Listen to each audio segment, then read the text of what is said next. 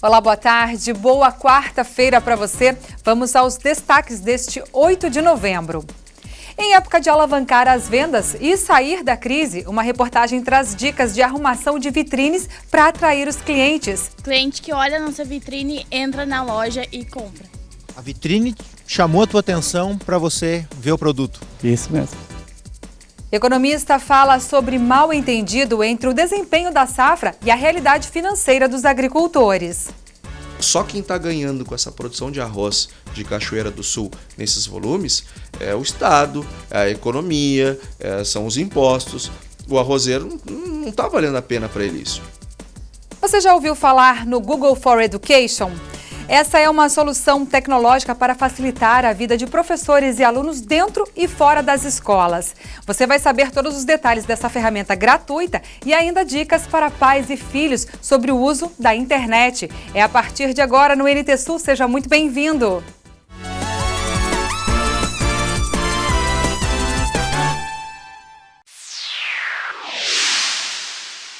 A Fundação Gaúcha do Trabalho e Ação Social suspendeu o serviço de encaminhamento de carteiras de trabalho e previdência social nas agências FGTA Cine durante esta semana. A decisão deve-se aos problemas ocasionados na migração do Sistema Nacional para a Dataprev.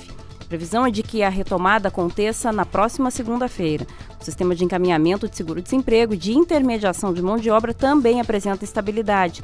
Para evitar transtornos, a população, a direção da FGTA Cine solicita aos trabalhadores que busquem informações junto às agências sobre o funcionamento do sistema antes de se dirigirem às unidades. O governador José Ivo Sartori participou da solenidade que marcou o início das obras do novo Centro de Pesquisa e Desenvolvimento da Steel Ferramentas. O evento foi na fábrica em São Leopoldo. A viagem do governador e sua comitiva à Alemanha no mês de setembro começa a dar os primeiros frutos para o estado gaúcho. Após o presidente da Steel, Cláudio Guenter, anunciar investimento de 300 milhões de reais no Rio Grande do Sul até 2020, a Steel Ferramentas Motorizadas deu início às obras do novo centro de pesquisas. Nós anunciamos os 300 milhões, realmente é uma série de investimentos daqui até os próximos 3 anos. Ele tem um cronograma dependendo sempre também do nosso espaço físico para a realização das obras. Nós vamos começar com o Centro de Pesquisa e Desenvolvimento, certo? Já estamos, uma parte da equipe não está nem aqui presente da infraestrutura, estão na Alemanha. Nós estamos alinhando um novo prédio de produção de motores, certo? Então a previsão é que assim que esse prédio ficar pronto, a gente precisa desmontar alguns outros prédios, o antigo prédio de pesquisa e desenvolvimento para construir um novo. Paralelamente, a gente quer fazer a ampliação também do nosso centro de qualificação para os nossos clientes. Nós estamos investindo bastante em máquinas, certo? Bastante de software também. É um investimento constante. O que a Steel acredita nessa questão? Investir é preciso. Se você quer crescer, você tem que investir. Em investimento em tecnologia, você sempre estar à frente também e atualizado no mundo dos negócios. Isso é importante.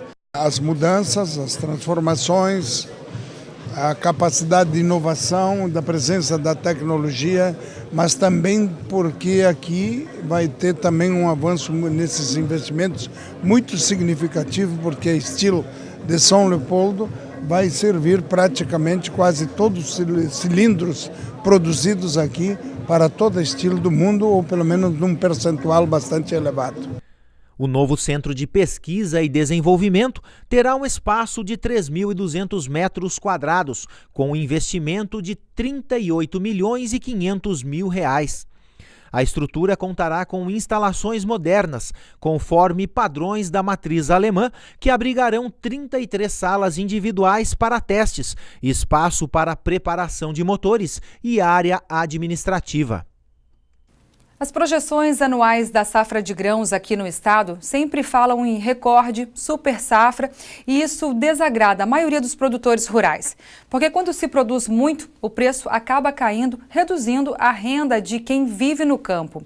Neste ano mesmo, as estimativas diziam que o Brasil iria colher mais de 240 milhões de toneladas de grãos. É muita coisa. Isso fortalece o produto interno bruto e causa um enorme mal-entendido entre o desempenho da safra e a realidade estabilidade financeira dos protagonistas. A repórter Gabriela Belo foi buscar informações na Federação da Agricultura do Rio Grande do Sul. E para falar deste assunto, nós estamos aqui na Farsul com ele, o economista Antônio da Luz, para dizer para a gente de que forma esses números que surpreendem a todos, existe o que aí? De que forma pode explicar para o telespectador, para ele entender de que forma, mesmo com uma safra recorde, os produtores acabam continuando reclamando da situação financeira, que é esse o cenário do nosso estado. Boa tarde. Boa tarde. Olha, eu tenho uma metáfora que eu gosto muito, que serve bem para o caso. Para eu medir a minha pressão arterial, eu não posso usar um termômetro. Da mesma forma que eu não posso usar um aparelho para medir pressão para tentar saber se eu estou com febre ou não estou com febre. A mesma coisa se dá nessa relação de safra cheia e bolso vazio. Uma safra recorde de um lado e rentabilidades baixíssimas de outro. Isso não tem nenhuma razão de por que não acontecer. Porque uma safra recorde significa que a gente produziu muito, o volume é grande. Só que para o produtor não é o volume só que importa. Importa também o preço e importa também os custos. Para o produtor o que interessa é o que sobra entre receita e o custo de produção. O que aconteceu? A safra aumentou 18%. Um enorme aumento de um volume. Mas os preços caíram 24%. Então, apesar do aumento do volume, esse volume foi vendido a um preço bem mais baixo. E a receita do produtor em relação ao ano anterior caiu. Como se isso por si só não bastasse, nós, por conta dessa instabilidade cambial, nós plantamos a safra 2017 a mais cara da história, por conta da taxa de câmbio em especial. Então, nós tivemos um aumento nos custos e uma redução da receita, apesar do volume maior, porque os preços caíram. Então, nós temos um volume de safra muito grande, que é espetacular para a economia, porque para eu produzir mais, eu comprei mais adubo, ativei a indústria de fertilizantes, ativei os serviços de venda de fertilizantes, eu comprei mais agroquímicos, enfim, impactei a indústria química, a indústria, os serviços de venda, as lojas locais, a indústria metalmecânica, máquinas agrícolas, equipamentos eletrônicos, frete, tudo mais cresceu por conta de uma safra maior. Então, para a economia, para a geração de empregos, para a geração de impostos, para a PIB, a safra foi maravilhosa. Agora, para o produtor, ela foi uma safra ruim, porque ela foi vendida a preços muito baixos e foi plantada a um custo muito alto.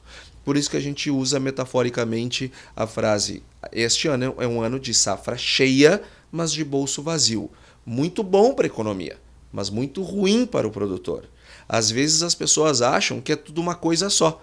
Quando as pessoas acham que uma safra cheia necessariamente é uma safra super rentável, ela está usando um termômetro para medir uma pressão arterial.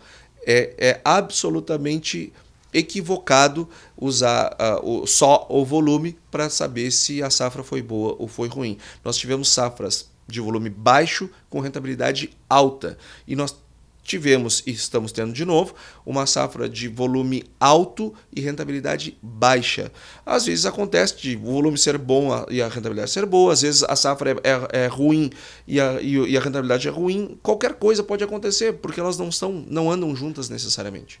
O ideal para o produtor seria que esses números fossem, ou melhor, essa safra de bolso vazio pudesse ser revertida. Há como reverter? Olha, para 2018 a gente tem uma expectativa de que, bom, em primeiro lugar, não devemos ter o volume que tivemos nesse ano. Esse ano foi um ano onde tudo deu certo, onde São Pedro colaborou perfeitamente, não só no Rio Grande do Sul, mas no Brasil inteiro. Isso não deve se repetir. A gente não deve ter os níveis que nós tivemos de produtividade do ano de 2017, vê-los no ano de 2018.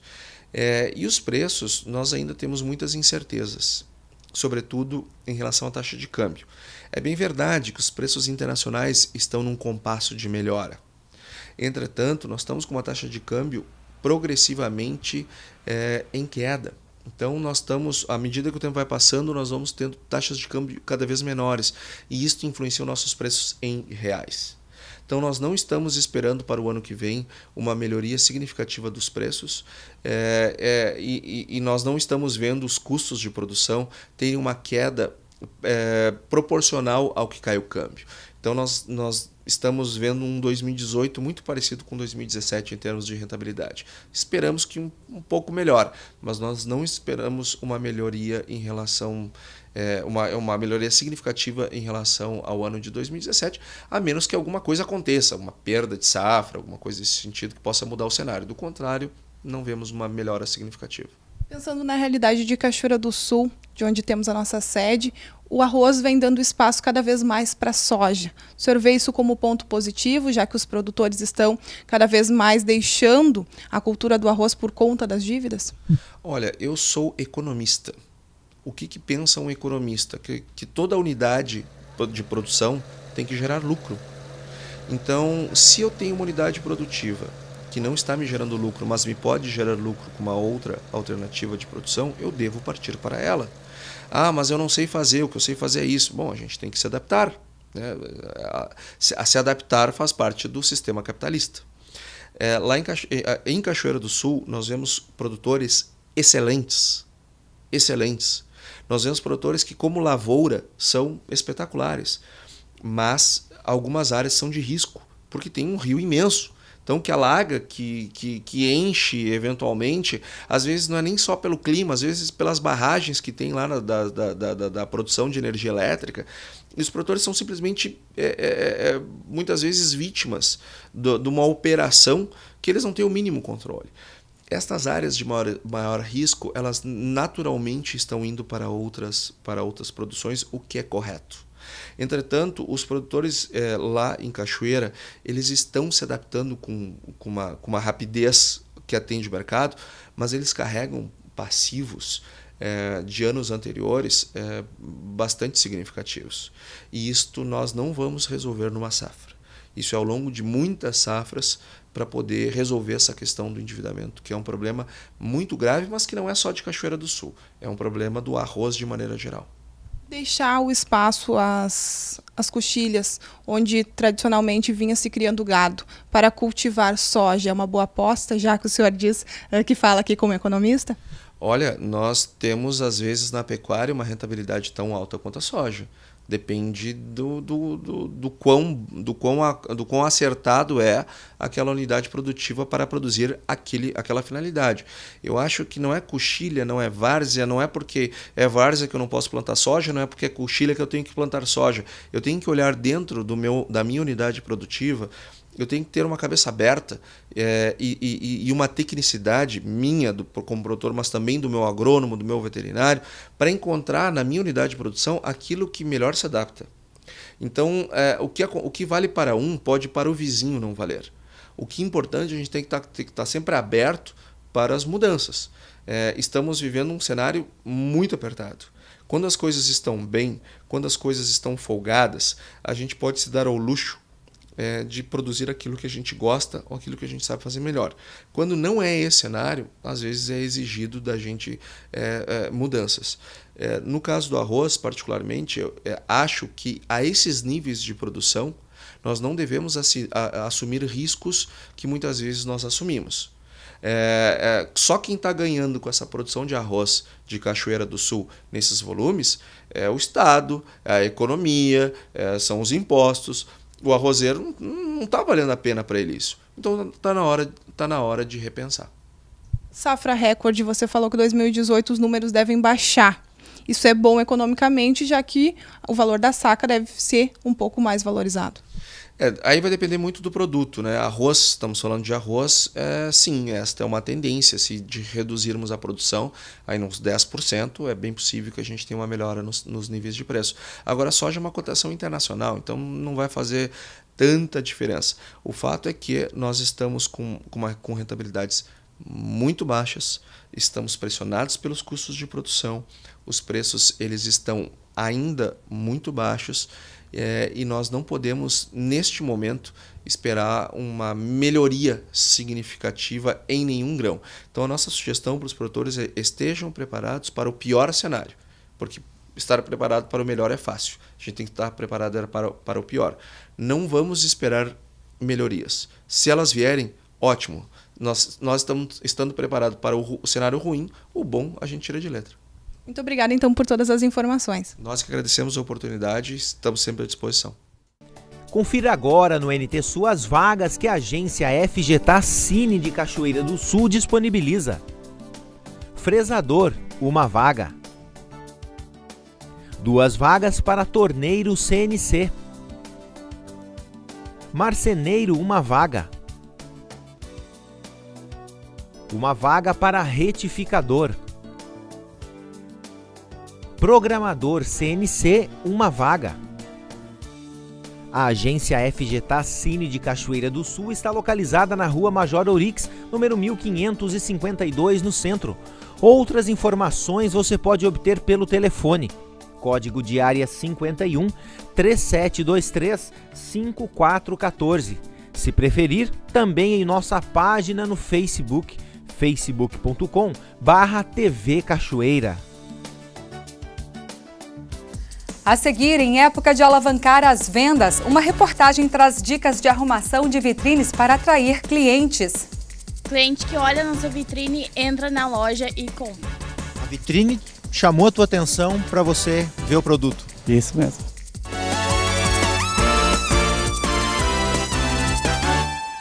Roupas, sapatos, bolsas, brinquedos e todos os tipos de objetos. Para alguns, objeto de desejo, para outros, apenas algo a mais em sua casa ou guarda-roupas. Empresários apostam no espaço que consideram o seu cartão de visitas, a vitrine. Mas será que ela realmente influencia na hora da venda? Você já parou para pensar a importância de uma vitrine numa loja? Ela não é simplesmente um acessório dentro de um projeto de arquitetura. De acordo com pesquisa divulgada pela Popeye Brasil, a visão é responsável por 83% das decisões de compra do consumidor.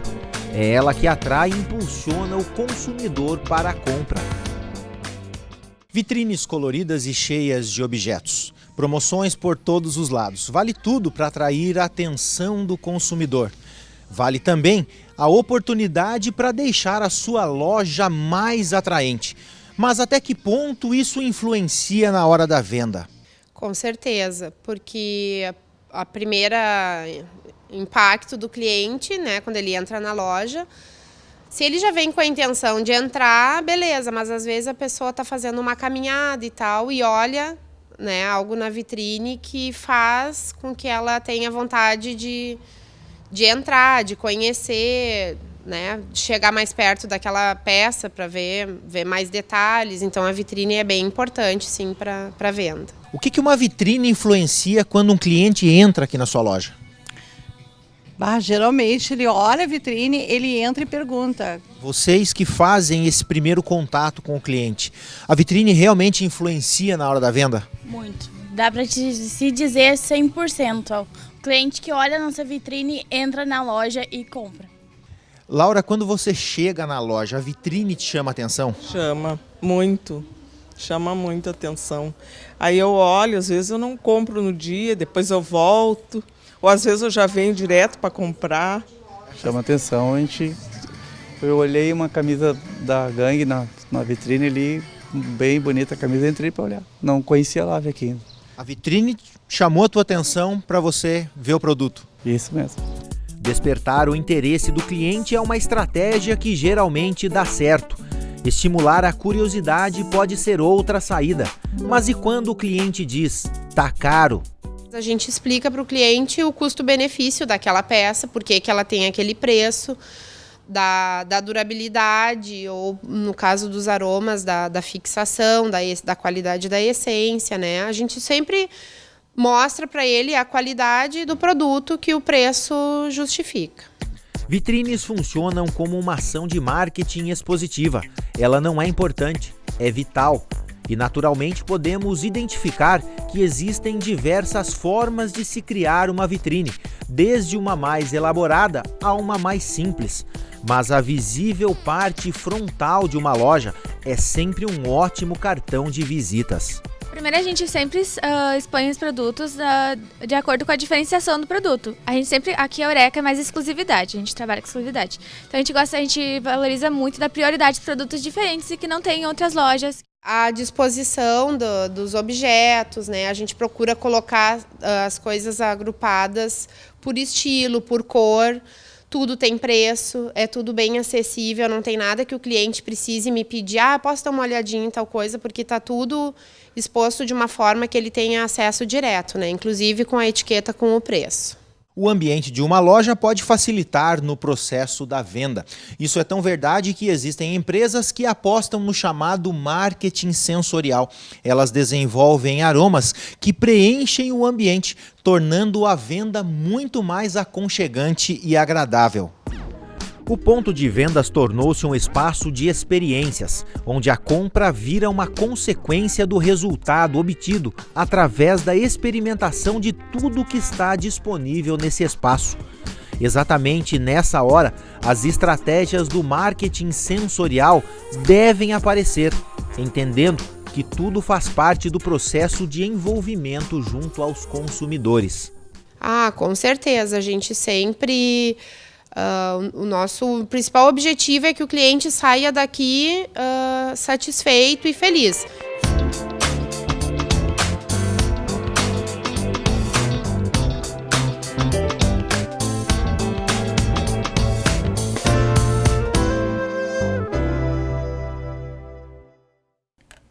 E esse é um período apropriado para alavancar as vendas. E para isso vem as contratações temporárias de final de ano também. Esse é o assunto abordado no quadro Negócios com Leopoldo Brandt. Boa tarde, pessoal. Boa tarde a todos vocês que estão nos assistindo. Aproveitando também essa questão desse final de ano, começa a entrar meses, começa a fluir vendas, e começa a criar muito uma coisa da contratação temporária. Muitas empresas estão pensando e refazendo e pensando na contratação temporária. Essa contratação temporária, ela tem que ter um cuidado muito grande das duas partes, de quem vai ser contratado e de quem está contratando. De quem vai ser contratado é uma oportunidade enorme. Se sabe inúmeros casos, infinitos casos, de pessoas que entraram com contratos temporários e hoje estão fazendo 10, 15 anos de empresa. Ou seja, entraram em contratos temporários, se fixaram e foram adiante. E aquele que está contratando também tem que tomar um cuidado. Por quê? Ele está contratando, mas para que ele quer essa contratação? Para atender vendas? Para atender não sei o quê? Então, quem está contratando, vamos lembrar uma coisa, nessa contratação temporária, ele tem que saber qual é o perfil de pessoa que ele quer. O que acontece? Na hora, a pessoa vai atrasando, a gente sabe, é custos, é tudo isso, mas na hora de contratar, que começa a apertar o movimento, aí a pessoa se desespera, o empresário se desespera e sai puxando qualquer pessoa, ou seja, busca qualquer pessoa e não analisou o perfil dessa pessoa. E o pior, botou essa pessoa que ele não analisou bem o perfil, ou seja, o perfil que ele quer, ele empresário quer para aquela empresa, ele trouxe essa pessoa com esse perfil e coloca essa pessoa num ponto chave dentro de uma empresa. Por exemplo, as vendas. Mas é só para ficar atendendo. Gente, eu tenho que ter um perfil para atender pessoas. E eu tenho que saber selecionar essa pessoa que tenha esse perfil. Por quê? Porque eu vou botar a pessoa aonde que é o quadro mais importante de uma empresa, a venda. Se acontece alguma coisa, o que é o espelho da venda? É o vendedor. Se o vendedor atendeu mal, o consumidor vai falar mal de quem? Da empresa, não do vendedor. Então, esse período, que seria um período para alavancar essas vendas, e eu contratar uma pessoa que não faça o meu perfil dentro disso, automaticamente eu vou fazer o quê? Eu vou pura e simplesmente esculhambar com as vendas. As vendas poderiam ter um aumento de, sei lá, de 30%, 40%, e eu posso ter o quê? Aumento de 10%, 20%. Mas só aumentou 10%, 20%? Aumentou por que só 10%, 20%? Porque na hora que eu contratei, eu não busquei um perfil adequado. Ou seja, eu não levei realmente um perfil a sério. Eu fiz aquela contratação de última hora, de rapidez, aquela contratação para apagar incêndio. Então notem bem, essa contratação de apagar incêndio, ela pode se tornar algo muito preocupante para mim dentro da empresa. Então pense, quem vai contratar tem que se preocupar com o perfil. E em segundo, tem que se preocupar com o objetivo dessa contratação. Já deve pensar em contratar pensando no quê? Será que essa pessoa não pode dar continuidade a esse tipo de trabalho? Nesse cargo que eu quero botar ela, qual o objetivo que a empresa tem para esse cargo? Ah, o objetivo é fazer número, é entregar pedido, é fazer não sei o quê. Mas qual é o objetivo dessa empresa? Qual o objetivo que eu tenho para com esta contratação? Será que nesse quadro, com essa mão de obra que está aí toda, não dá para a gente começar a pensar e a traçar um objetivo melhor?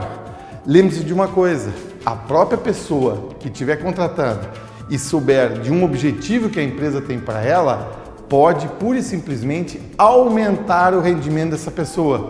Porque ela também pode começar a querer enxergar um futuro dentro da empresa. E não só aquela contratação de 2, 3 meses, 2 meses e tudo mais. Está se esperando um número muito grande agora de contratações. Agora eu posso, mais do que nunca, como empresário, aproveitar essa situação e começar a fazer um banco de dados bem melhor para a minha empresa e selecionar bem melhor para as próximas contratações. Lembre-se bem, pense no perfil e pense no objetivo. Isto para o empresário. Agora, a pessoa que está sendo contratada também tem que pensar que é uma grande oportunidade para ela e ela precisa estar preparada para isso. Não adianta agora na hora da contratação eu querer fazer um curso rapidinho, fazer uma coisa, eu vou fazer isso, fazer aquilo. A pessoa tem que se preparar desde antes. É uma chance de entrar no mercado e é uma chance que vai estar conquistando melhor no mercado quem estiver mais preparado. É um jogo de cartas, é um jogo. E o que acontece? Quem mais diplomas, digamos, cartas na mão tiver, mais fácil vai conseguir uma contratação e poderá mostrar com mais facilidade todas as suas qualidades e se manter dentro de um quadro futuro da empresa. Muito obrigado e até a semana que vem. A seguir, você vai saber tudo sobre o Google for Education, uma solução tecnológica para facilitar a vida de professores e alunos dentro e fora das escolas. E ainda dicas para pais e filhos sobre o uso de internet. É depois do intervalo, nós já voltamos.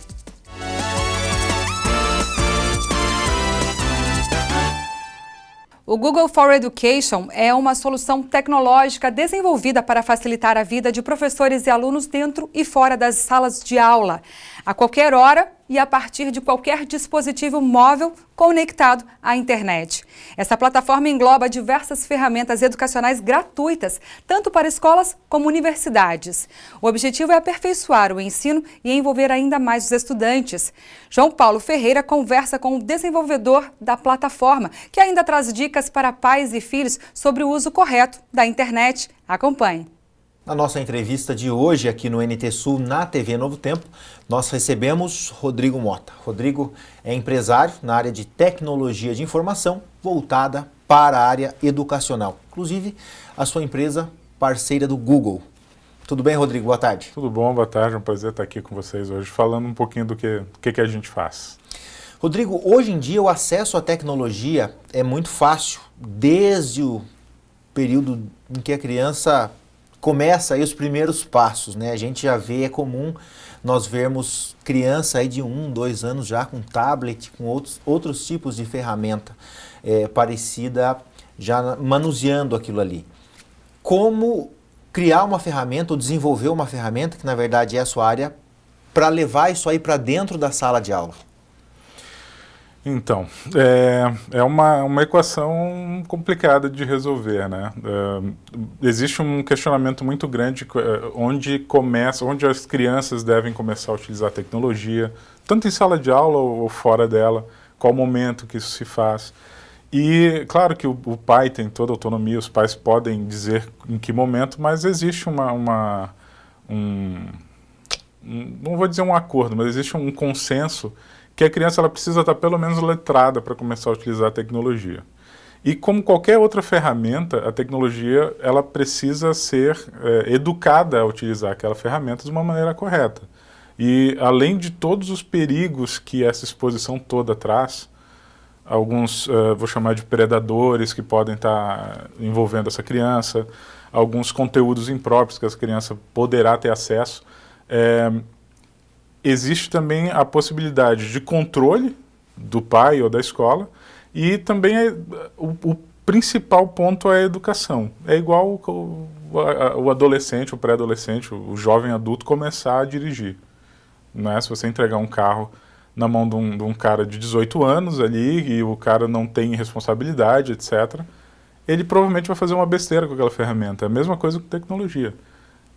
Eu acredito com qualquer outra coisa. Tudo pode ser utilizado para o bem ou para o mal. Vai muito mesmo da educação. E a minha opinião pessoal é que a família...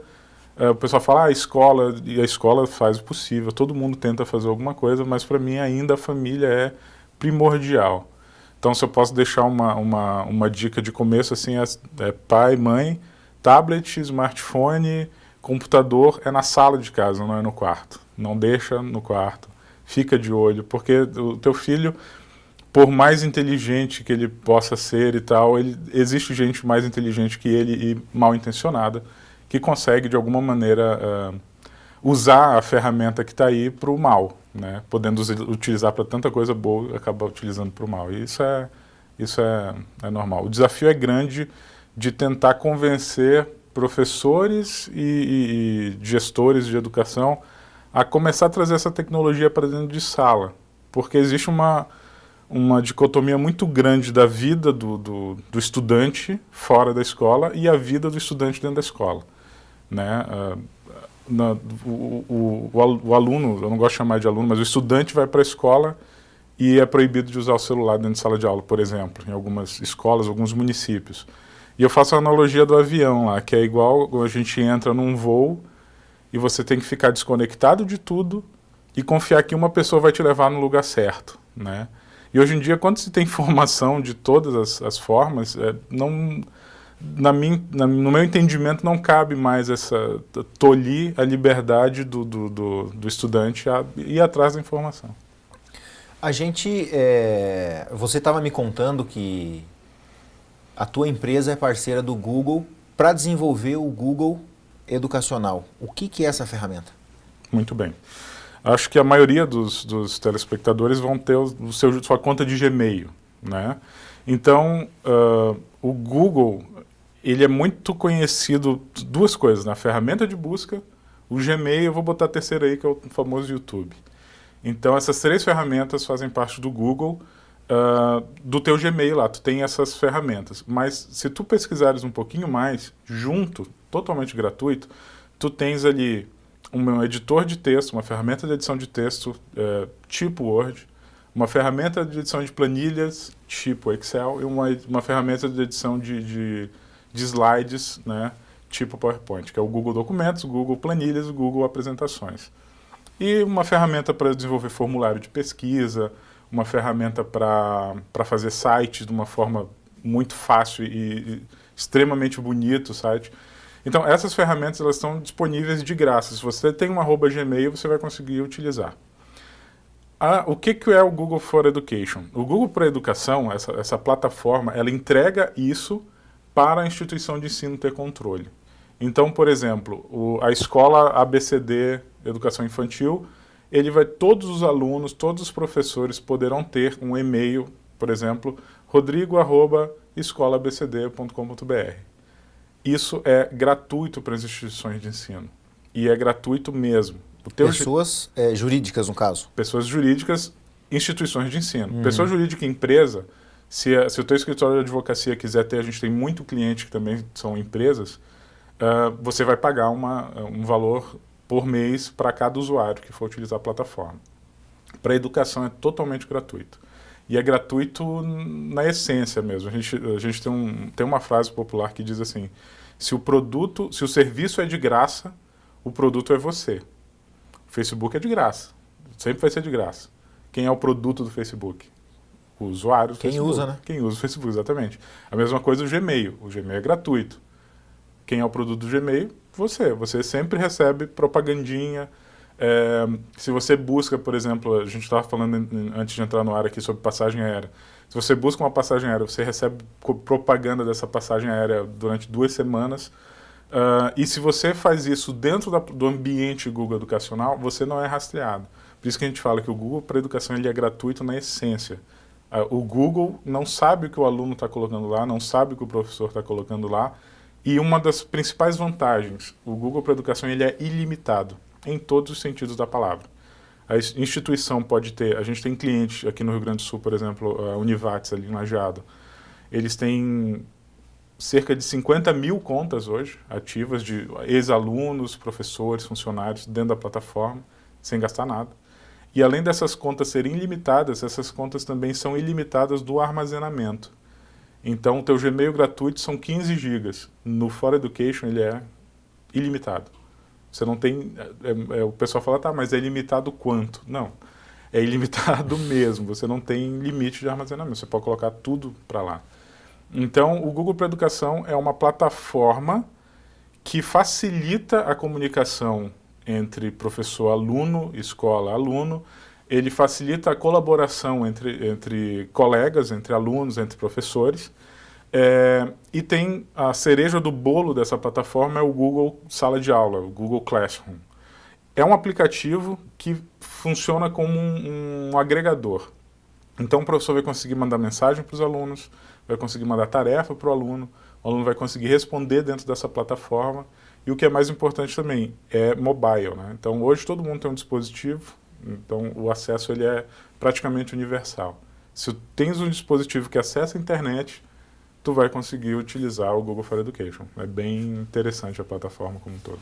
Agora, a gente até falava que existe uma teoria da conspiração, né, com relação a essa questão de anúncio. Algumas pessoas falam com relação o Facebook parece que sabe o que a gente está falando, né? Porque o aluno, principalmente quando ele está iniciando nas primeiras séries, ele tem que ser privado de algumas coisas, né, de algumas informações. Né? Hoje a gente vê aí tanta coisa na internet que é jogada e a pessoa, a família, quando não tem um controle, acaba deixando a criança livre para acessar certos tipos de conteúdo. Um exemplo muito claro disso é o jogo Baleia Azul, né? Como que o Google ele faz a segurança e controla todos esses dados para que a criança, para que o aluno, ele, em determinado ponto, ele não tenha acesso a certos tipos de conteúdo? E eu vou dar uma dica até para todo mundo que tem criança pequena em casa. O Google existe um recurso chamado Safe Search, que é uma busca segura. Um exemplo bem engraçado. Uma escola de ensino fundamental ali, alunos da 7ª série foram fazer uma pesquisa sobre mitologia grega. E colocou na busca do Google Deus grego e botou na imagem. E aí vieram uns homens bonitos ali para as crianças olharem. Então, assim, o Safe Search, ele entende o que a criança, o que o usuário está colocando ali, só que ele bloqueia alguns conteúdos inapropriados, né? Então, existem ferramentas hoje que o pai pode configurar no computador de casa.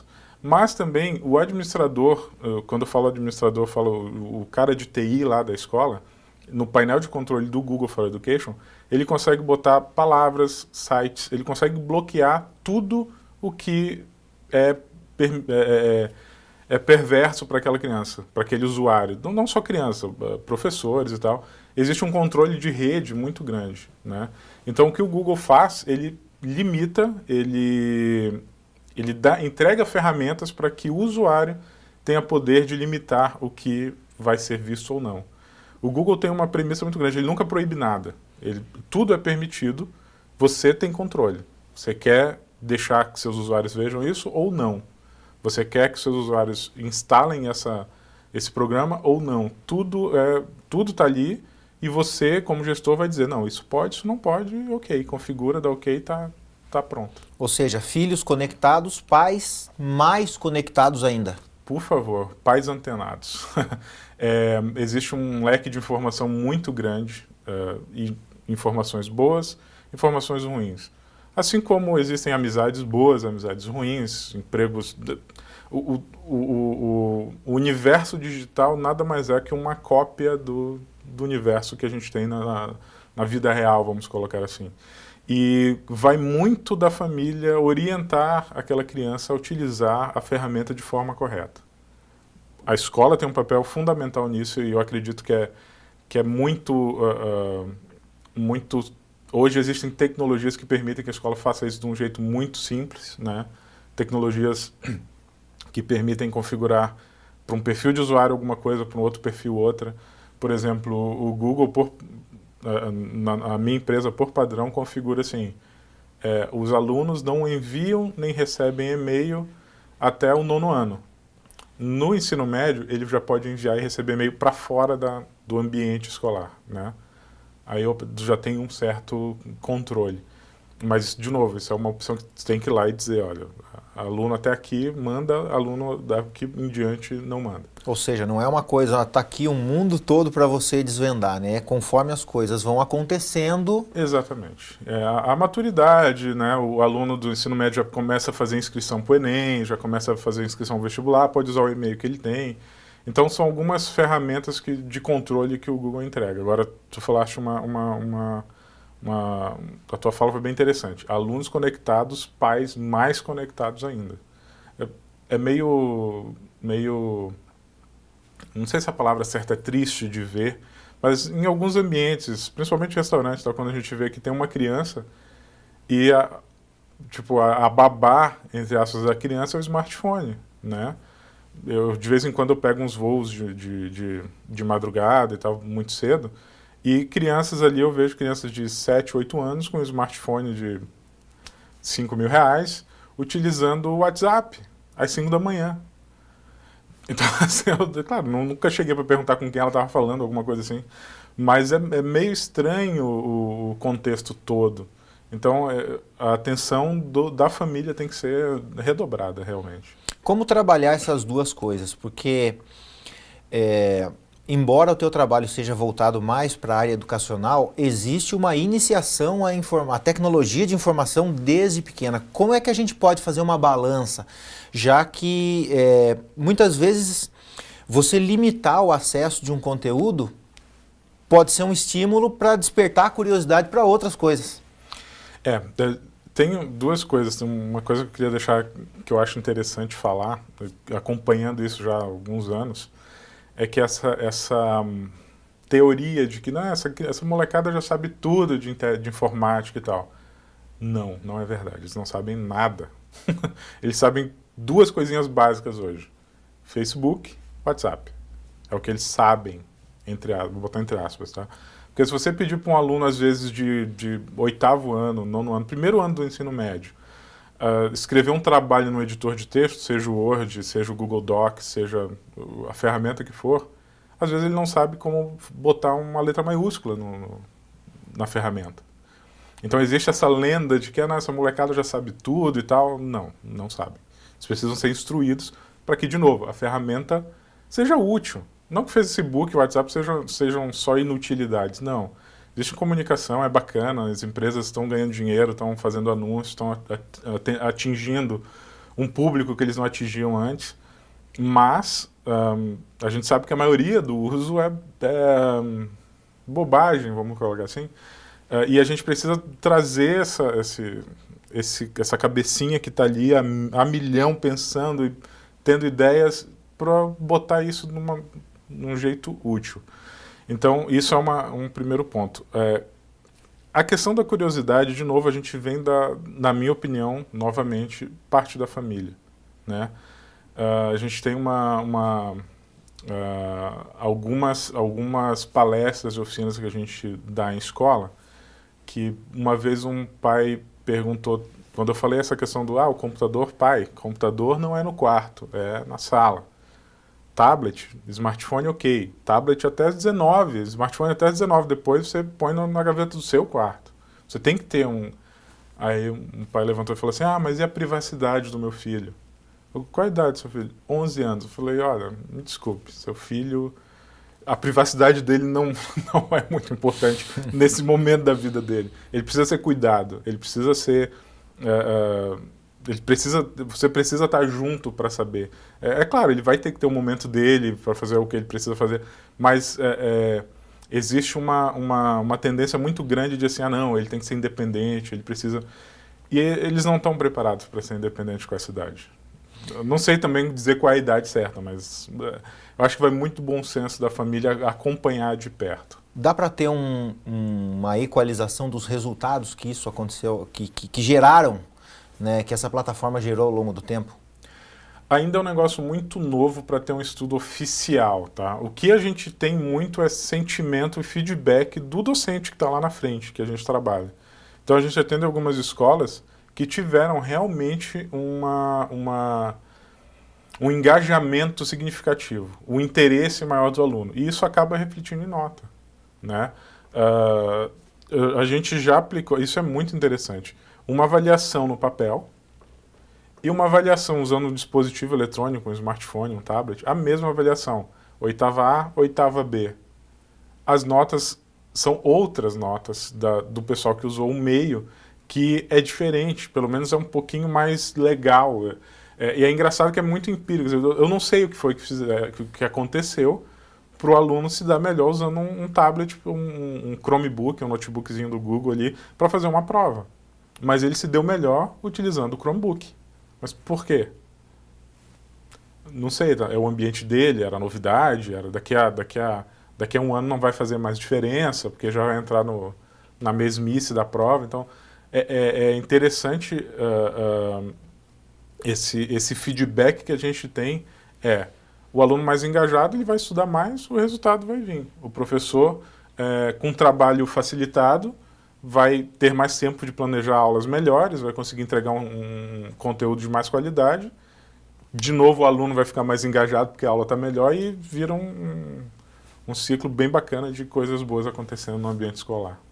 Que legal. Rodrigo, queria te agradecer por passar aí alguns instantes com a gente aí, um assunto que, na verdade, não se desatualiza, pelo contrário, né? Ele vai sempre trazer novidades e sempre vai requerer um esforço dos pais, dos professores, para que todo esse ambiente virtual ele sirva, na verdade, como uma ferramenta do bem, né? De prosperidade, de inteligência e de desenvolvimento para a gente. Queria te agradecer. Disponho, estou à disposição, e é bem legal estar aqui na Novo Tempo, dizer que algumas escolas da União Sul aqui já começaram a utilizar a plataforma. Legal. Curitiba, aqui em Porto Alegre, algumas escolas, o negócio está indo. Gravataí está usando, então é bem bacana. Que legal, sucesso sempre. Tá certo, muito obrigado. Tá certo. Darcy, depois de uma aula aí de tecnologia de informação voltada para a educação, eu volto com você no estúdio. Tá certo, muito obrigada. E nós ficamos por aqui, uma ótima tarde para você. Amanhã a gente se vê novamente. Até lá!